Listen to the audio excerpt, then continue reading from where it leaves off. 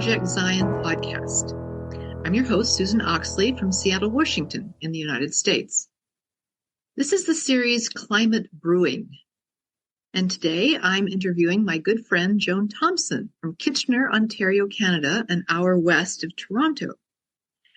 I have known Joan for, many, many years. I'd say at least 25. And we worked together in a variety of ministerial roles early on, and now we are both members of the North American Climate Justice Team.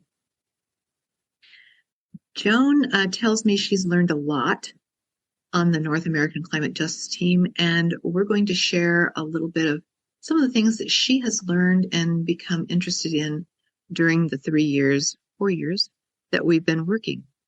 So welcome, Joan. It's good to be here, Susan, and it's good to be back with you again. Well, I'm so glad to have you here.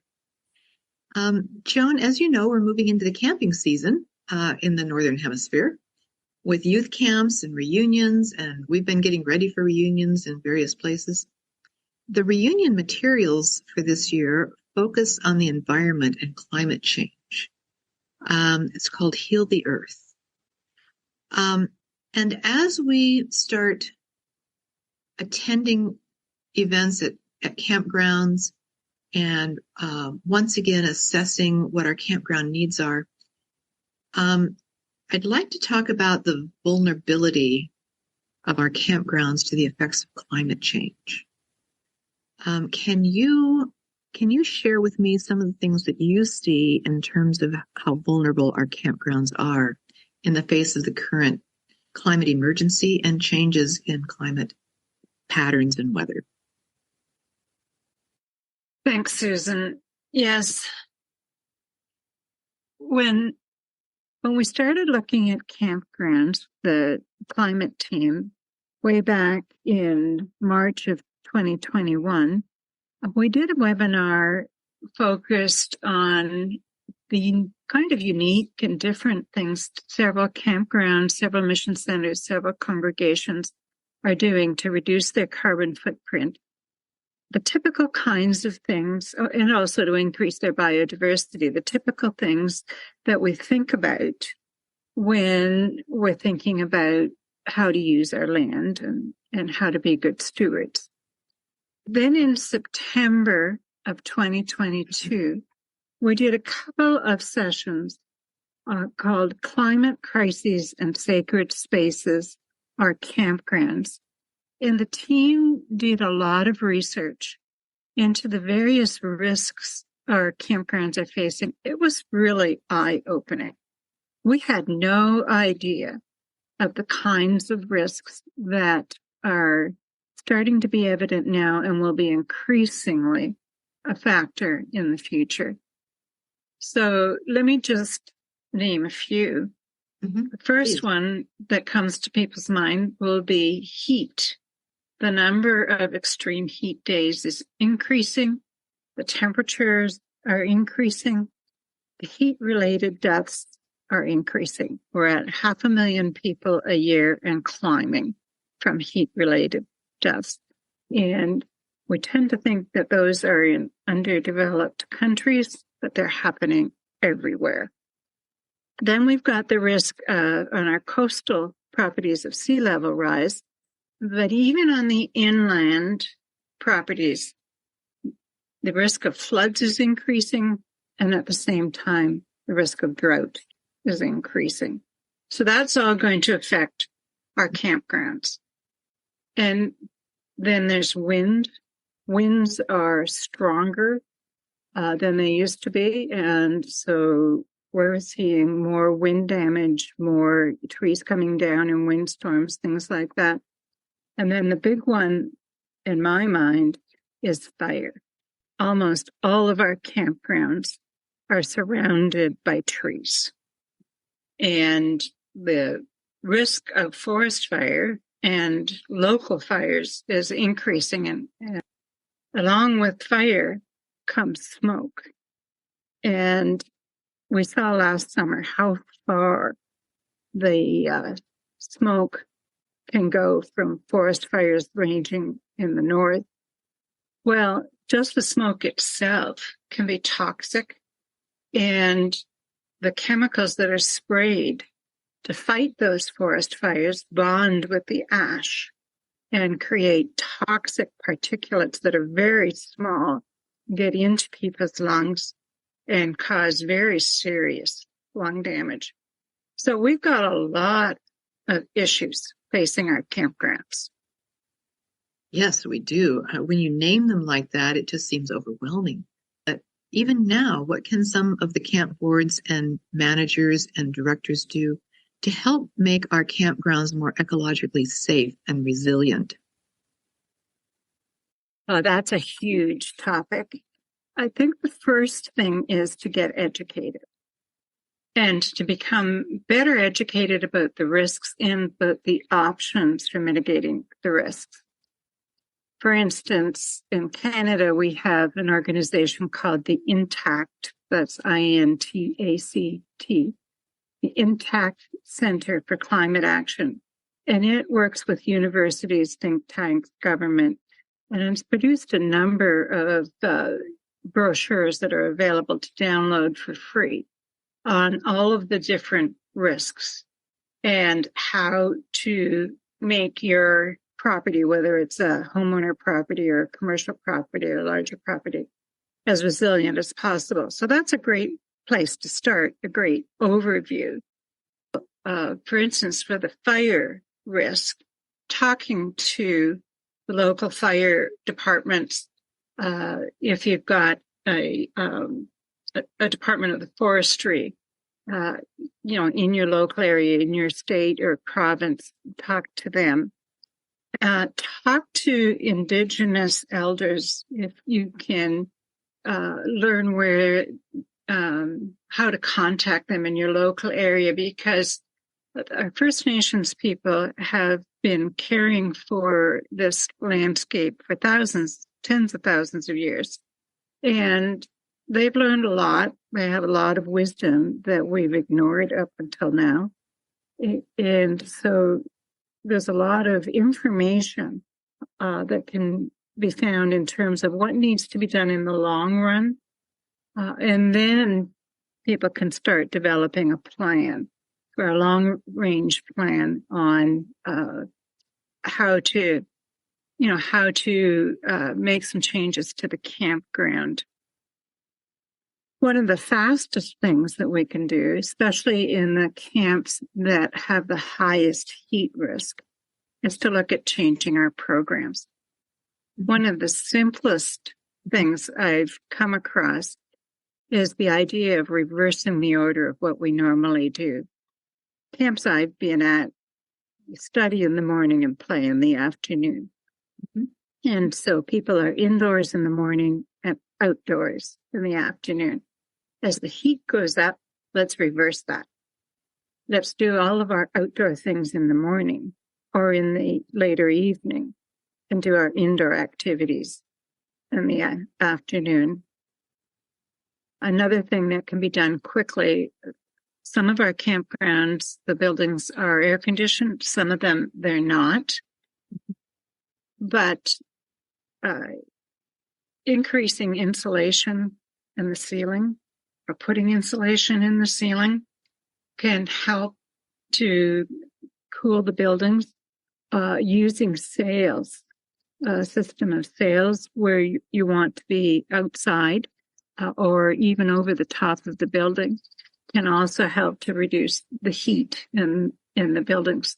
So there's some relatively inexpensive and fast things that can be done to start protecting people. Have a good supply of masks. I know masks are very controversial, but when we get into smoke from forest fires, it's a good idea to have masks. If I were a director right now, what kinds of things would you suggest I do before reunion begins, say in 3 weeks, to be ready for heat-related difficulties among the people? Contact your public health department and get some recommendations from them.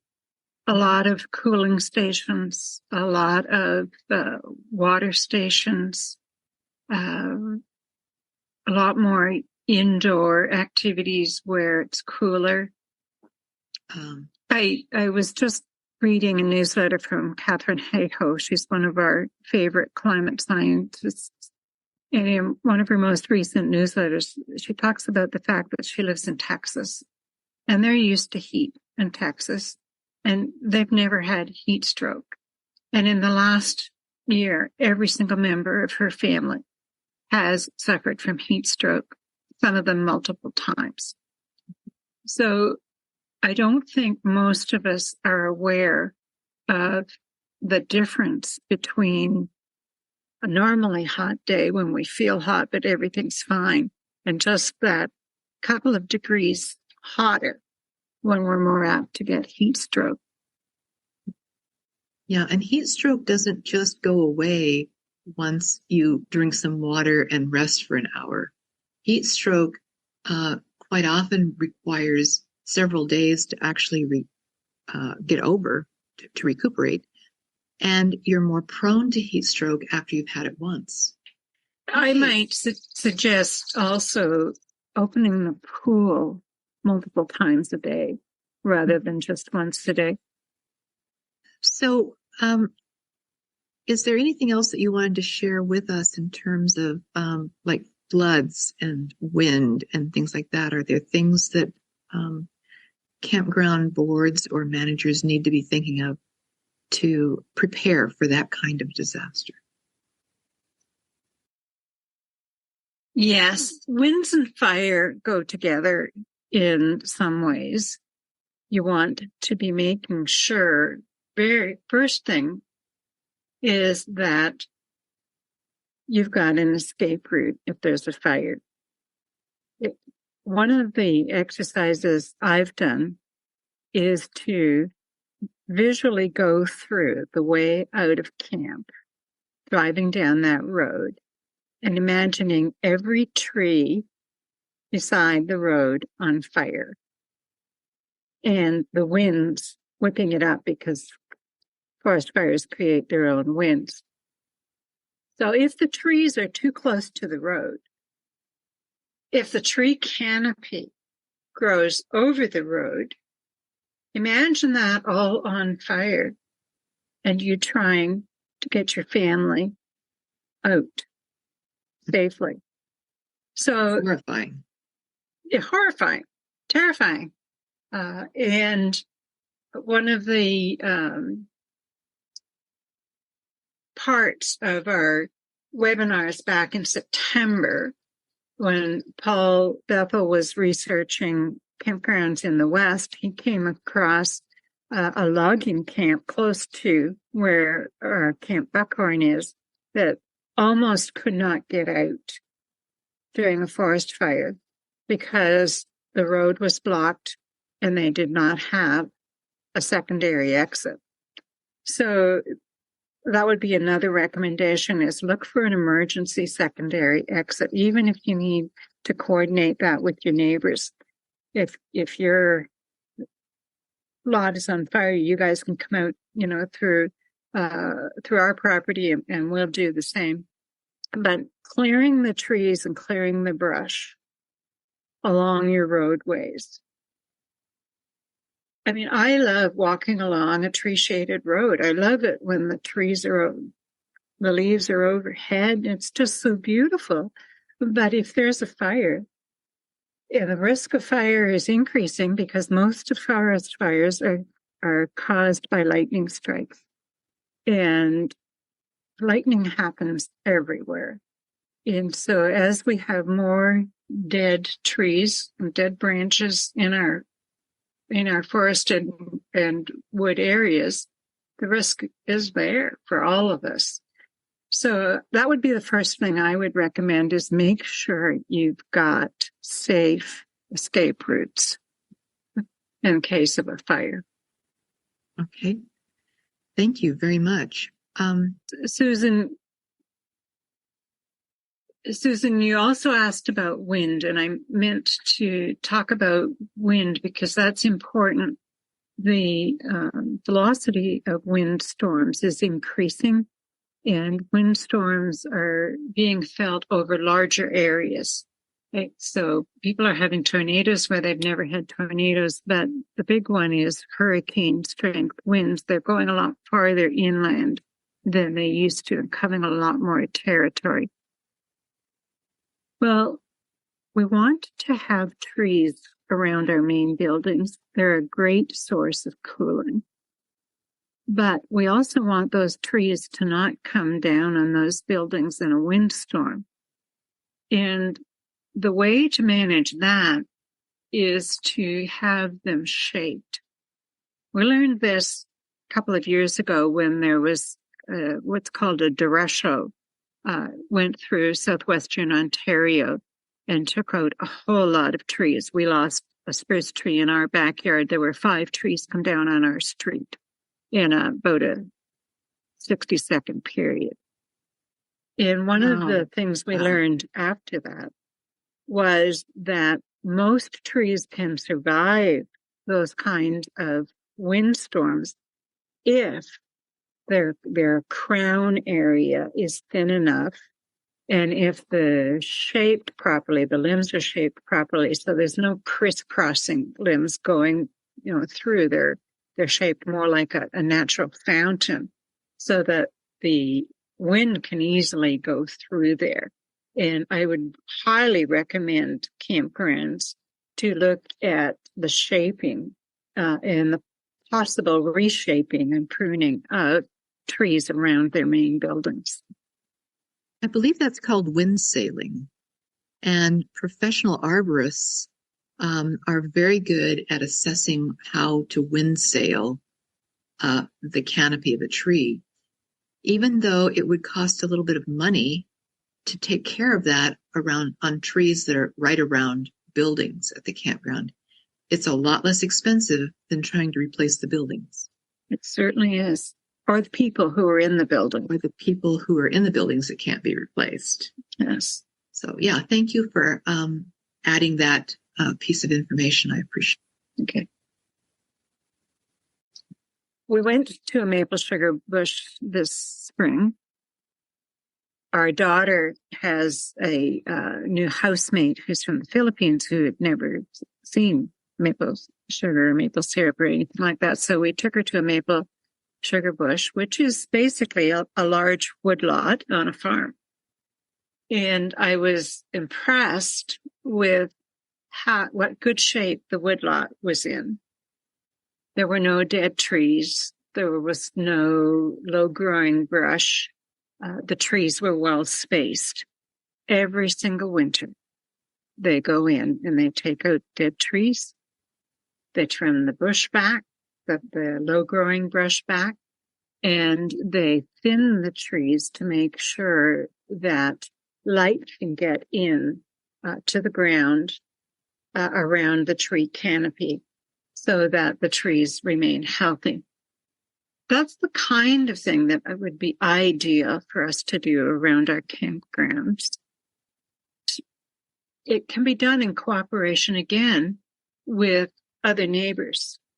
We don't all need to have the equipment. If one person has this piece of equipment and another person has that piece of equipment, and we could even run camps in the winter, training people on how to thin out the woods to keep them healthier, to minimize their risk of catching fire in the first place. So I was just pleased when we went to this woodlot that somebody who's doing this commercially was able to reinforce everything we've been learning about the importance of managing for fire safety, especially, but also the health of the trees, all of the bush areas that we have around us. It would take some creative thinking and brainstorming to come up with efficient ways to manage that for our campgrounds people, but it could be done. Sounds wonderful. Thank you. Let's shift a little bit now. One of the ideas that we have come across in our webinars and our research is the possibility of making whatever land we have available that we have access to, more ecologically sound, more of a center of restoration and renewal. Oh, absolutely. One of our recent webinars was on permaculture.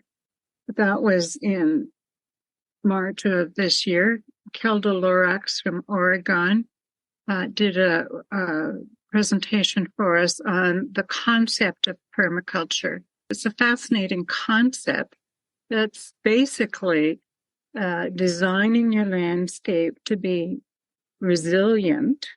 So it increases your resilience by following the ecological principles, looking at taking really deep looks at your land in terms of where the sun comes up, where the sun goes down, what's sunny, what's shady, what the elevation is, what are the high areas, what are the low areas, and coming up with a design, working with your existing buildings to help make that area more higher in biodiversity, but also ecologically sustainable and usable for all life, human and animal life within the area. So that would be a great place once you've done your research to find out what your risks are and what kind of things need to happen over the next 10 or so years.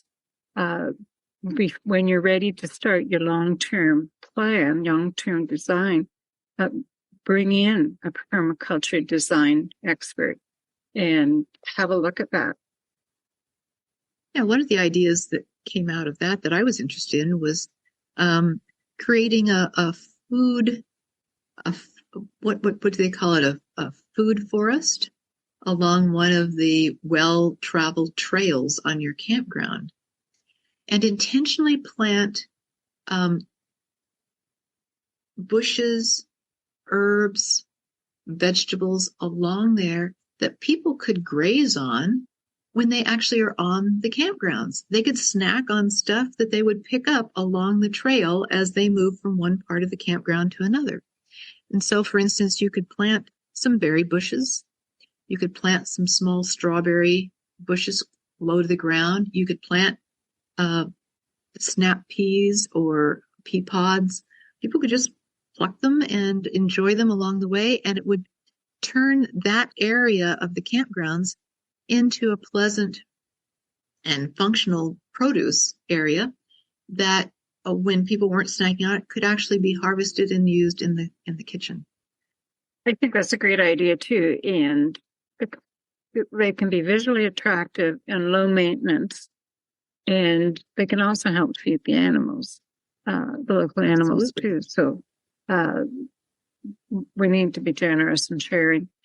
In the campgrounds that I'm currently at, someone has planted a lot of lilies around the treat areas around the main buildings, and they're edible lilies.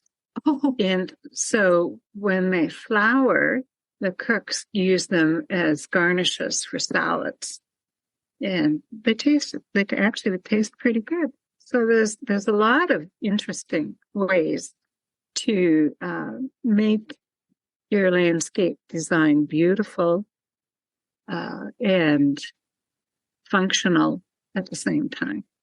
What a great idea. So what's keeping us from pursuing those kinds of ideas? Besides the fact that we don't think of them, but what else is keeping us from doing these kinds of things to make our campgrounds safer, more functional, and more ecologically renewing? I think that most campground boards, the people are currently overwhelmed with recovering from the effects of COVID, getting camps fully operational again, dealing with, in many cases, decreased numbers of campers and decreased numbers of volunteers. And so That's just the reality that people are overwhelmed. There's opportunity that can reduce the overwhelm of looking at this. One of the things I've thought about is in many of the places where we have campgrounds, our neighbors are in the same boat and they don't know it either. Our neighbors are also surrounded by heavily treed areas, and they're also facing the same risks. And so there's an opportunity here, which I think is a missional opportunity, to invite the neighbors in for presentations, bring in speakers for presentations around these subjects, and talk to the neighbors and brainstorm and see how we can help each other. I think that there's a real opportunity there. There's also a missional opportunity as we look at making our campgrounds as resilient as possible and as disaster-proof as possible, to make them emergency gathering centers for the neighborhood. So I think that would help. If people on the boards know that they don't have to do it all themselves, be part of a neighborhood team. Yes, and if those of us who enjoy the campgrounds would commit to giving a little bit more time and attention to the campgrounds as volunteers, that would help too. And we could sponsor kind of camps, like work camps, where we invite the neighbors to come and people, local people, and get the theory. Well, let's go out to our bush lab here and practice. We'll practice by cleaning up this section, and then we'll all get good at it. Mm-hmm. That sounds good. Is there anything else you would like to share with us before we close? It's all doable. I think that it's all manageable if we realize that we don't have to do it all at once. We don't have to do it all today. Most of our campgrounds have aging infrastructure that's going to have to be replaced at some point. And so if we look at, as we need to replace things, what's the best way to do it, to make it as environmentally friendly as possible, but also as people friendly as possible in terms of surviving and thriving in a radically different climate than what we've known before, that taking it in stages and in small bites makes it doable. And if we're involving the neighbors in the conversation, I don't mean just the immediate neighbors, but hopefully, a broad area of people. It's also being missional in that it's getting us known, and it's possibly developing and increasing our resource base and possibly even our pool of volunteer base. So I would just encourage boards to get started at looking at the threats for their local area. And of course, the climate team is always ready and able and willing to help any board that would like us to come and talk to them or talk to them by Zoom and help them assess where they need to be looking at. Thank you so much, Joan. It's been a joy talking to you, and I appreciate your wisdom and all the research you've done. And I enjoy having a chance to do a podcast with you. Thanks very much. Thank you, Susan. It's been a delight for me as well.